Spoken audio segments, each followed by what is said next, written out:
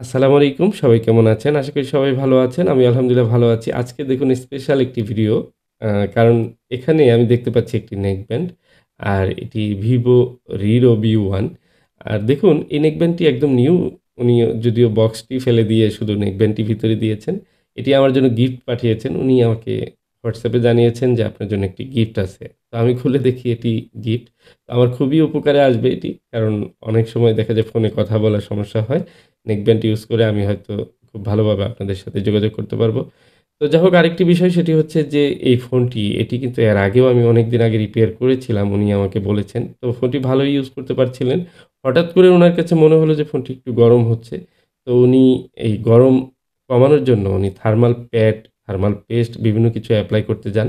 Apply করতে গিয়ে জোরে চাপ দেওয়ার পর ফোনটি কিন্তু আর অন হচ্ছে না। একদম ডেড হয়ে গেছে। তো এই যে ফোনটি, এই ফোনটির আমি ডিসি রিডিং চেক করলাম। রিডিংটি একদম লো বুটে চলে এসেছে।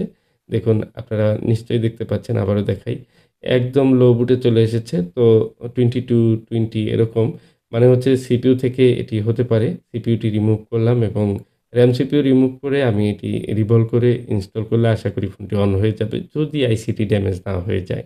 তো এ ধরনের ফোনগুলো অনেক সময় অনেক প্রবলেম হতে পারে। রিডিং কিন্তু বিভিন্ন ধরনের হলেও কিন্তু আমরা অনেক সময় সিপিইউ রিভলভ করি। এই জায়গাটিতে আপনাকে বুঝতে হবে যে কি ধরনের প্রবলেম হতে পারে। কোনো সময় দেখা যায় শর্ট হয়ে যায়, কোনো সময় অটো রিডিং হয়, হাই বুট, লো বুট এই বিষয়গুলো দেখতে হবে। আর সেটের হিস্টোরি ঘেঁটে তারপর কিন্তু একটি সিদ্ধান্ত নিতে হয়। যেমন এই ফোনটিতে সিপিইউ অ্যাবসেন্ট থাকলে যেরকম রিডিং, সেই রিডিংটি দেখাচ্ছিল। আর যেহেতু সিপিইউতে উনি আ একটু কাজ করতে গিয়ে বা কোনো কিছু করতে গিয়ে এই ফোনটি ডেড হয়ে যায়। সো আমি কিন্তু সিপিইউটি আগে টার্গেট করব, এটি স্বাভাবিক। কিন্তু সব ফোনের ক্ষেত্রে কিন্তু সিপিইউ সমস্যা হয় না বা সিপিইউ এই ধরনের রিডিং থাকলে আপনি সিপিইউতে আগেই যাওয়া যাবে না। অবশ্যই পাওয়ার সেকশন চেক করতে হবে। পাওয়ার সেকশনে ভোল্টেজগুলো ঠিক রয়েছে কিনা সেটি দেখা প্রয়োজন রয়েছে।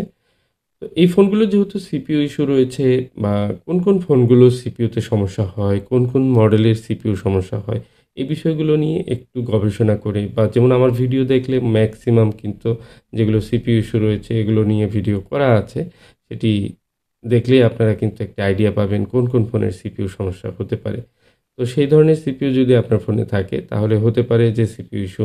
তবে সেই বিষয়টি কিন্তু অবশ্যই একজন টেকনিশিয়ান যে এই কাজগুলো করে সে সিদ্ধান্ত নিবে। ভালোভাবে পরীক্ষা করে তারপর নিবে। অনেক সময় ইউজার যারা রয়েছেন তারাই কিন্তু এখন সাজেস্ট করেন। অনেকে বলেন যে এটি সিপিইউ সমস্যা রয়েছে, আপনি একটু রিভলভ করেন। রিভলভের জন্য পাঠায়। কিন্তু অ্যাকচুয়ালি সেটি যদি অন্য কোনো সমস্যা থাকে সেটিও কিন্তু দেখার বিষয় রয়েছে। তো ১ম এ একটু ডায়াগনোসিস করে সেগুলো দেখে তারপর কাজ করা উচিত। যাই হোক ফোনটি কমপ্লিট হয়েছে। তানভীর ভাইকে অনেক ধন্যবাদ সুন্দর একটি গিফটের জন্য।